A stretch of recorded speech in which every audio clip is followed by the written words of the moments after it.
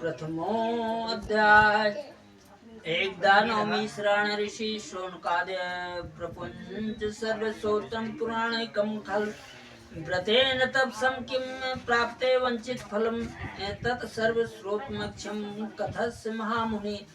सुत उवाच नारदो षष्ठो भगवान कमलापते सुरस यथा वाहे तुड़ध्वजं समाहितम्। एक समय क्या होता है कि व्यास जी ने एक समय सब देवता गण मिल करके एकात्र हुए और ये निर्णय लिया कि हे भगवान, ये तो हर प्राणी जो है तो मनुष्य का अवतार लेकर के और जन्म लेता है, फिर मरण हो जाता है। इसके लिए क्या कुछ अच्छा उपाय सोचना चाहिए। तब इस कलयुग में वह कौन सा व्रत तप है जिसके करने से मनोवांछित फल मिलता है। हे महामुनि, कृपा करके हमें इस कलयुग में पापों से छुटकारे और धन धान देने वाला कोई उपाय बताइए। हम सब ऋषि मुनि आपके मुख से यह उपाय सुनना चाहते हैं। तब सूत जी बोले, हे मुनि शेष, धन है जिसने प्राणियों के हित के लिए ऐसा उत्तम प्रश्न किया है। एक बार ऐसा ही प्रश्न नारद जी ने भगवान श्री कमलापति से किया था, वही मैं आपको सुनाता हूँ।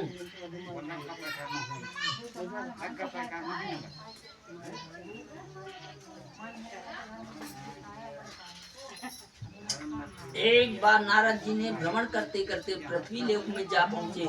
उनका भ्रमण 3 लोक के प्राणियों के परोपकार की भावना लेकर के और पृथ्वी लोक में जाकर के उन्होंने देखा कि वहाँ के लोग तरह तरह के कष्ट भोग रहे हैं और बार बार मृत्यु को प्राप्त हो रहे हैं और हर बार विभिन्न योनियों में जन्म लेकर के अपने कर्म पापों का फल भोगते हैं। उन सभी दुखी प्राणियों को देख कर के नारद सोचने लगे कि इनका कष्ट किस प्रकार से दूर हो, किस प्रकार इन्हें दुख से मुक्ति मिले। यह सब सोचते सोचे वहाँ विष्णु लोक में आप गए और वहाँ 4 भुजा भगवान विष्णु शेष शैया पर विराजे हुए थे और शंख चक्र गदा व कमल अपने हाथों में धारण किए हुए थे। गले में वनमाला पड़ी थी और नारद जी ने मुग्ध भाव से उन्हें देख करके बोले, हे श्री मन और वाणी से परे अत्यंत शक्तिधारी, मैं आपको प्रणाम करता हूँ। हे प्रभु, आपका न आदि है, न मध्य है और न अंत है। आप इसके सर्वथा मुक्त हैं और हे सर्व आत्मा के आदि कारण मैं आपको नमस्कार करता हूँ। तब नारद जी की स्तुति सुनकर के भगवान विष्णु ने मुस्कुरा करके पूछा कि हे नारद, तुम्हारे मन में अवश्य कोई ऐसी बात है जिस कारण से तुम यहाँ आए हो। तुम्हारे मन में क्या है, मुझे सब कुछ बताओ। भगवान ऐसे वचन सुनकर के नारद जी ने कहा, हे प्रभु, मृत्यु लोक के सभी प्राणी अपने पापों कर्मों से कारण बार बार विभिन्न योनियों में जन्म लेकर के और कष्ट भोग रहे हैं।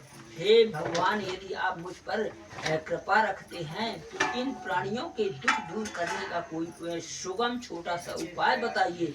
तब भगवान विष्णु भगवान जो है श्री विष्णु बोले, हे नारद, तुम हमेशा सबका हित चाहते हो, तुम साधु हो, प्राणियों के कल्याण के लिए तुमने बड़ा ही उत्तम प्रश्न दिया है। मैं तुम्हें बताता हूँ कि किस व्रत को करने से व्यक्ति मोह से छूट जाता है। हे नारद, जो व्रत मैं तुम्हें बताने जा रहा हूँ वह स्वर्ग और मृत्यु लोक दोनों में दुर्लभ है, किंतु तुम्हारे स्नेह के कारण मैं तुम्हें इस व्रत का पूरा विधान बताता हूँ। नींद आती है क्या? सत्यनारायण का विधि पूर्वक व्रत करने से तत्काल ही सुख प्राप्त होता है और अंत में प्राणी मोक्ष का अधिकारी हो जाता है। श्री विष्णु के मुख से ऐसे प्रतियुक्त वचन सुनकर के नारद जी ने पूछा, हे प्रभु, इस व्रत को करने से क्या फल प्राप्त होता है, इसकी विधि और समय क्या है तथा इसके पहले किस किसने किया है, कृपा कर यह सभी विस्तार पूर्वक बताइए। तब विष्णु भगवान कहते हैं, भगवान ने कहा, हे नारद, यह व्रत दुख और शोक को दूर करने वाला है। इससे धन धान्य की वृद्धि होती है तथा सौभाग्य व संतान की प्राप्ति होती है। प्राणी को चारों दिशाओं में विजय दिलाने वाली है। इस व्रत को व्यक्ति किसी भी दिन श्रद्धा पूर्वक व भक्ति से कर सकता है। साइकिल धर्म में पूरी अवस्था रखते हुए बंधु बंधुओं के सहित ब्राह्मण के सहयोग से भगवान श्री सत्यनारायण जी का पूजन करना चाहिए। सवैया प्रसाद बनाना चाहिए। प्रसाद में केले का फल, घी, दूध और गेहूं का आटा लेना चाहिए। यदि गेहूं का आटा उपलब्ध ना हो तो चावल का आटा लें, उसमें शक्कर के स्थान पर गुड़ मिला दें। यह सब मिलाकर के सवैया बना नैवेद्य भगवान का अर्पण करें। इसके बाद कथा सुन करके प्रसाद ग्रहण करना चाहिए तथा ब्राह्मणों को दक्षिणा देना चाहिए। बंधुओं के सहित ब्राह्मण को भोजन करा करके स्वयं भी भोजन करना चाहिए।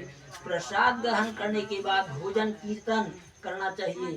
फिर भगवान श्री सत्यनारायण का स्मरण करते हुए और सभी बंधु बंधन से अपने घरों को प्रस्थान करें। इस प्रकार से जो भी भगवान श्री सत्यनारायण जी का व्रत पूजन करता है उसकी सभी मनोकामनाएं अवश्य पूर्ण होती हैं। इस कलयुग में दुख और दरिद्रता से छुटकारा पाने के लिए इसमें छोटा कोई उपाय नहीं है। इति स्कंदे रेवा खंडो सत्यनारायण व्रत कथा पचमो वधा बोल वृंदावन बिहारी लाल की जय। फूल